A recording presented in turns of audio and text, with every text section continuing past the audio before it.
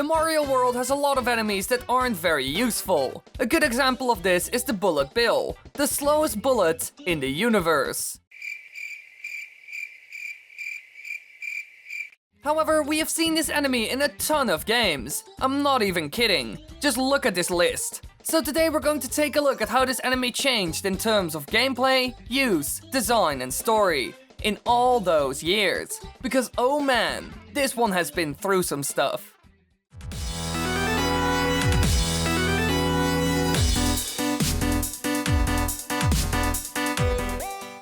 These enemies have been around since the beginning of times. They're shot out of Bill blasters and are usually under Bowser's control, acting as enemies of Mario since their debut in Super Mario Bros. They first appear in World 5-1, and they're either shot from a large cannon or sometimes shot from off-screen and fly in a straight line. To defeat a Bullet Bill, the player has to either jump on them, kick a Koopa shell at them, or use a Starman. So overall, these are quite straightforward enemies, usually acting as some sort of obstacle for the player, since they have to dodge it. Now on its own, it's not a problem at all. You can easily dodge it or take it out, but that's not its purpose. The only reason why it's in the game is to create some pressure. When you're running around through the Mario world, you need to dodge all kinds of enemies, and what the Bullet Bill does is make it even harder. They make sure that when you need to jump in order to avoid a Goomba, that you will have a hard time, since you also have to deal with them. This creates a bit of pressure, since the player has to deal with multiple things at a time.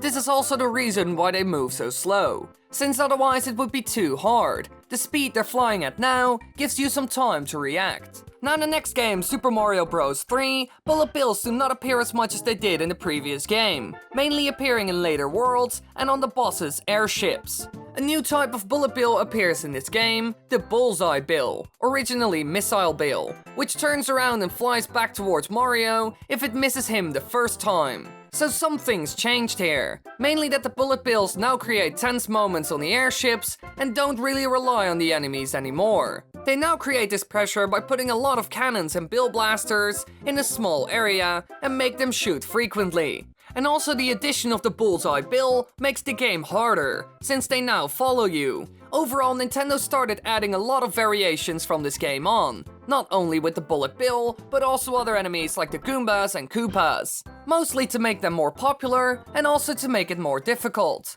Now the game that came after this is the legendary Super Mario World, and here they decided to change things a bit. They're not common enemies, but their behavior changes slightly, as some levels feature areas where multiple Bullet Bills fly diagonally from 4 corners, and sometimes vertically. So while they do appear less, they're used more effectively, creating even more challenging scenarios for the player. They also added some new variations, first one being the Torpedo Ted, an underwater version of the classic Bullet Bill. They move fairly fast and could be hard to avoid due to the narrow pathways within Soda Lake, and they're also invincible. They probably did this in order to make it more difficult, since Mario can move around more easily in the water, making it easier to dodge. So to counter this, they made them faster and invincible, which works perfectly. The second variation they added was the Bullseye Bill. They are fired somewhere off-screen and travel slowly towards Mario. Despite their size, they can still be defeated by jumping on top of them. These were most likely added to create a bit of a menacing effect. A huge bullet getting closer and closer.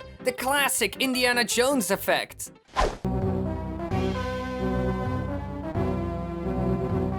Now after this, the Mario franchise changed a bit, since the world went from 2D to 3D, and so the Bullet Bills had to adapt. Like a lot of Mario enemies, they were built to function in a 2D space, so if you put them in a 3D space, they would be useless. So they had to do some redesigning before putting it in the first 3D Mario game ever, Super Mario 64. They are only found in one location in the game, in the level Whomp's Fortress. The Bullet Bills shot out, home in on Mario, and explode upon contact with him. So in order to make sure that they would still form a threat, they turned them into Bullseye Bills. If they would come out in a simple straight line, then the player would just take a step to the left or right and easily dodge it. So one of the only ways of fixing this is making them follow their target. So while they call them Bullet Bills, they're actually the Bullseye variant. And another thing they did is make them harder to defeat, since this is the first platforming Mario game where bullet bills cannot be jumped on. All these changes made the bullet bills work in 3D, which is great, because there are a lot of other enemies where they tried it and failed. So with the bullet bill completely adjusted to the 3D world, there was no reason to change them, right? Well, you're wrong. Between Super Mario 64 and Super Mario Sunshine, the appearance of the bullet bills is greatly altered. The bullet bills here resemble Torpedo Ted's. One of the major changes includes the fact that the bullet bills in this game are smiling, as opposed to the ones from Super Mario 64, which have an angry expression on their faces. In addition, the bullet bills in this game have an overall more robotic appearance, including a metallic exterior and Google eyes. They also introduced a new variation, the Golden Bullet Bill, which gives you coins when you defeat it. This is a fun little bonus, and it also works really well, since they stand out from the others. Now in the 2D games that came after this, not a lot changed. They went back to their old behavior. They only added one new thing. And this one is amazing and really cool. The King Bill.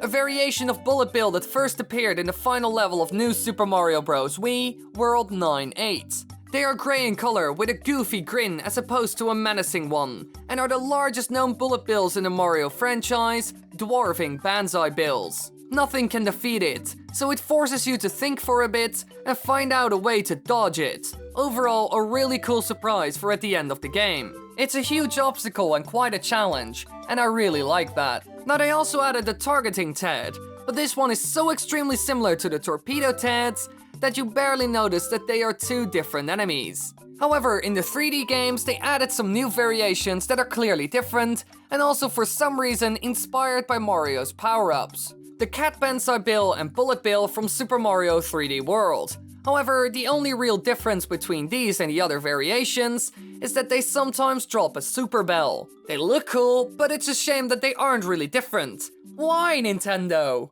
Now we also have the Tail Bullet from Super Mario 3D Land. Unlike the normal bullet bills, they will briefly slow down and do a spin attack with their tails after traveling some distance. And Mario can sometimes obtain a Super Leaf from defeating them. Overall, a better enemy than the cat version. The spin can surprise the player. This creates some different scenarios and changes things a bit. Always a good thing. They also did something cool and different in the Galaxy games in terms of behavior. You now need to use the bullet bills to achieve certain objectives. Even Yoshi can use them. This makes them more versatile. They're not just enemies, they can actually be useful now. This also makes the player more aware about his environment, since he can now use the bullet bills for certain tasks. Now of course the bullet bill also appeared in a ton of spin-off games. So many in fact, that I'm not gonna mention them all. So that's why we will take a look at the most weird and dumb spin-off bullet bill variation ever, the Sniper Bill. I have 3 words for this. What the f***? It's a large, flexible bullet bill, however, instead of flying through the air like a normal bullet bill, a Sniper Bill stands in one place and aims at Mario and Luigi with a super scope. Why? I just don't get it. Look, the whole sniper idea is cool. It adds an interesting and completely new style of enemy to the game. But why a bullet bill? They could have easily made some sort of Commando Koopa or something that would have been way more fitting than a bullet shooting bullets. The Mario universe is strange. Last week those potato-headed freaks, and now this. Come on, Nintendo. And so you see that the bullet bills actually changed quite a lot over the years and turned from a small side enemy into a big deal. Hey everybody, be sure to follow me on Twitter, Twitch, Instagram, Facebook, and to join the Discord server. We do all kinds of fun stuff there, so go check it out. Also, be sure to subscribe, because my birthday is on June 17. So could we get to 100k before, or even on my birthday? Let's give it a shot. Thanks for watching everybody, I hope you had a great time watching the video. Be sure to give it a like and subscribe. If you want to watch more, click the annotations on the screen right now. And has anyone told you that you look great?